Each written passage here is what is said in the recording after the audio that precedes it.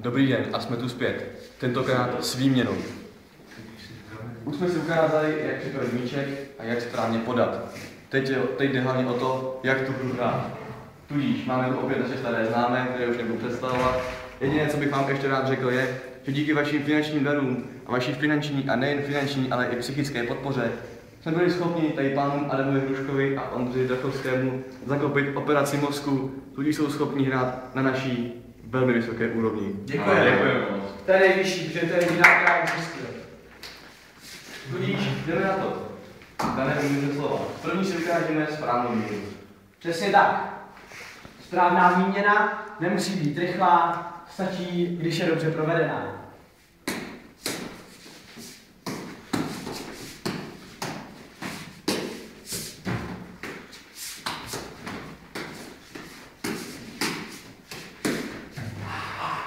Ano, ale bolé. Jak vidíte, vašich peněz bylo hodně. Teď si ukážeme výměnu rychlejší nebo něco. Výměna rychlejší to už je na vyšší úrovni, už se tady hrajou míče z voleje, už se tady vypníří, hraje se po tabuli, takže asi nějak takhle. Ano, jak vidíte, naše videa nepoužívají žádné digitální úpravy a akce nejsou předem připravené. Nyní si ukážeme výměnu špatnou se smečem.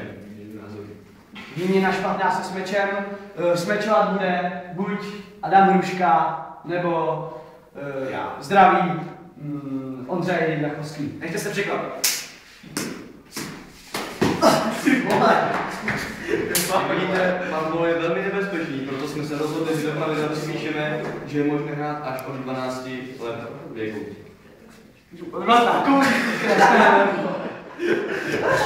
Takové to nebo se tam dokáží. Nyní si ukážeme, jak nesprávně udělat výměnu s velkým množstvím přihrávek na jedné straně.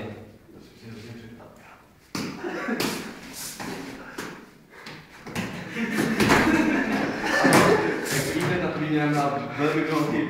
Nejdříve si tady pánové hodněkrát přihráli a pak dokonce Ondřej hrál nohou, což je právě příště zakázáno.